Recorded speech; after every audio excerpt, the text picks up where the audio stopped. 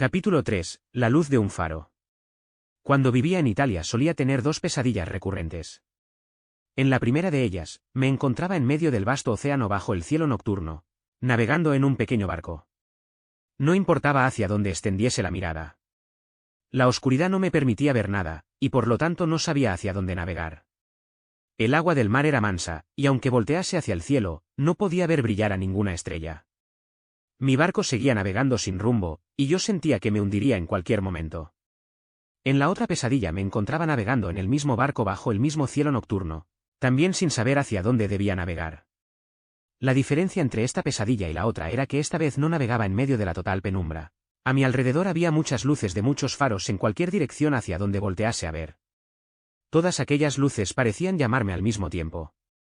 En mi desesperación de no saber qué rumbo seguir, pues todas las luces llamaban mi atención, decidí mirar nuevamente hacia el cielo nocturno, esperando verlo estrellado, pero todas aquellas luces no me permitían siquiera ver una sola estrella. Tenía que tomar una decisión de hacia dónde tenía que navegar, pero tantas luces me hacían sentir extremadamente confundido. En ese momento rogaba para que todas las luces se apagaran y me dejaran nuevamente en una total penumbra. ¿Cuál era la diferencia, pues, entre la total oscuridad de la primera pesadilla y todo aquel resplandor de la segunda pesadilla? Pensé. Ninguna. El resultado era siempre el mismo, yo seguía sin saber hacia dónde tenía que dirigirme. Una vez más, mi barco flotaba estúpidamente sobre el agua mansa mientras me veía acosado por todas aquellas luces cegadoras. Finalmente, me dejaba caer en el suelo, suplicando en mi interior que tan solo se encendiera una luz. Tan solo la luz de un faro. Una luz que fuese capaz de guiarme, de sostenerme, y de motivarme. Una luz que pretendiese ser definitiva, aunque yo supiese en el fondo que este atributo no era real. Una luz a la cual, aunque fuese una luz engañadora, pudiese seguir sin cuestionar nunca otra vez más. Pero fue la primera noche que pasé en Woodstock que por primera vez mis visiones nocturnas dieron un giro inesperado. Me encontraba navegando en las mismas aguas mansas y nocturnas sumido en la total penumbra. Momentos después, todas las luces de los faros se encendieron y me deslumbraron hasta el punto de que sentía que me iba a desmayar. Pero esta vez, una a una, todas las luces de los faros se fueron apagando, hasta que quedó solamente una a lo lejos, que alcanzaba a ver titilar como si se tratara de una estrella lejana. Me sentí optimista y motivado. Por primera vez, sabía hacia dónde tenía que navegar. Fue así que finalmente, con una sonrisa genuina en mi expresión, decidí dirigirme hacia aquella luz con el optimismo y seguridad de que mi barco por fin tocaría tierra, y así dejaría la inmensidad del mar tras de mí. En cuanto abrí los ojos y miré a mi alrededor, me sentí extremadamente dichoso. Recordé que me encontraba en Woodstock, en la guardilla que había rentado a Klaus. Sentía que había dormido muy bien, y sentía ganas de hacer muchas cosas y comenzar mi día. Supuse que esto se debía al sueño reparador que había tenido. Sentía un bienestar en todo mi ser que jamás había experimentado, ni siquiera cuando era más joven o tan solo un niño. Me asomé por la ventana para ver si la neblina ya se había disipado, pero ésta todavía flotaba y se extendía por toda la zona, permitiéndome ver tan solo aquel gran y nudoso árbol. Pero en lugar de malhumorarme debido al hecho de que aquella bruma no me permitía ver las casas de la zona que tanto quería ver, cada vez que mis ojos se fijaban en aquella neblina, por alguna razón que desconocía, me sentía inmensamente feliz.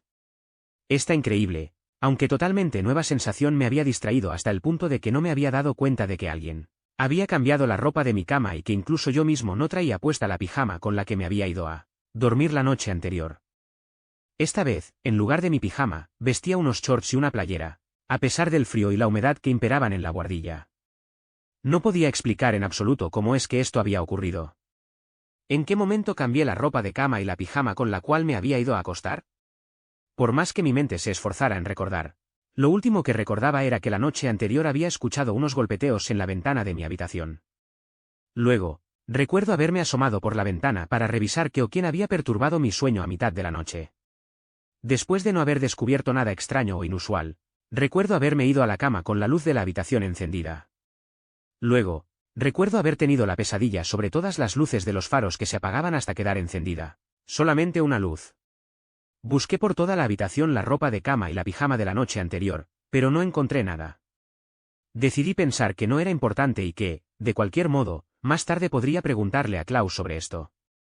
No obstante, por supuesto me incomodó la idea de que Klaus hubiese entrado en la habitación y cambiado la ropa de cama, incluso mi pijama. Pero esto no hubiese sido posible, sin que yo me despertase. La única explicación lógica que quedaba era que quizá yo era sonámbulo, y jamás me había dado cuenta de ello. Me alisté para salir a explorar las calles de Woodstock. Klaus no se encontraba en casa, así que no pude preguntarle sobre el lugar a donde había ido a parar mi ropa. Antes de salir a explorar por primera vez el pueblo de Woodstock, busqué la cocina, porque tenía hambre y no quería comenzar mi día con el estómago vacío. Ya en la cocina, encontré una banana, la arranqué de entre las otras, y salí de la casa con ella en la mano. En cuanto puse un pie fuera de aquella majestuosa casa del estilo holandés, lo primero que me recibió fue la neblina, que parecía invadir nuevamente cada rincón donde mi mirada se posase. La presencia de esta me hacía sentir extremadamente feliz. Por alguna razón y como había mencionado anteriormente, ahora había perdido todo el interés de observar la arquitectura colonial del lugar. Me sentía tan dichoso y agradecido con la vida y con Woodstock que solamente el deseo de seguir disfrutando, aquella sensación espiritual y emocional acaparaba mi mente. Decidí caminar por la calle, solamente mientras me acercaba a otras casas. La neblina parecía disiparse y me permitía ver los edificios. Terminé de comer mi banana, y no sabía qué hacer con la cáscara, así que discretamente la tiré detrás de un arbusto que estaba cerca de mí, asustado de que quizá alguien me estuviese observando desde alguna ventana. Cuando volteé, vi la figura de aquel grande, robusto y retorcido árbol que había visto por primera vez a través de la ventana de mi guardilla. Tenía la impresión de que aquel árbol parecía hacerme señas con sus nudosas y entrelazadas ramas. Jamás había visto un árbol tan ominoso como aquel, así que decidí acercarme a él. Le saqué fotografías con mi teléfono móvil, y me quedé ahí parado, admirando su extraña belleza. Seguí explorando Woodstock a pie por más de 2 horas, descansando a intervalos de 15 o 30 minutos. Durante mi recorrido pude admirar entre la terrible y espesa bruma las verdes colinas, el bosque y la fauna del lugar. Todavía no había encontrado a ninguna otra persona en mi camino. De pronto, a lo lejos, pude divisar la figura de 2 hombres que parecían estar ordeñando unas vacas, pero por supuesto de esto no estaba seguro, porque siendo un hombre oriundo de una playa italiana, jamás había visto en persona a alguien ordeñando una vaca. Los hombres tenían el aspecto de ser muy amables, y me estaban saludando desde lejos. Decidí acercarme a ellos, porque tenía ganas de conversar con alguien. Ambos me dieron la bienvenida al pueblo de Woodstock cuando les conté que provenía de Italia, y así estuvimos conversando por un buen rato. Hacía mucho tiempo que no disfrutaba de una conversación con extraños. Por más que deseaba quedarme a conversar con ellos, al final me tuve que despedir, porque tenía planeado viajar al centro del pueblo de Woodstock. Entonces, contacté a un Uber para que me llevara hasta allí. Una vez ya en el centro de Woodstock y a pesar de la espesa bruma que todo lo cubría, pude apreciar la belleza del pintoresco lugar. Insertar aquí descripción del pueblo de Woodstock.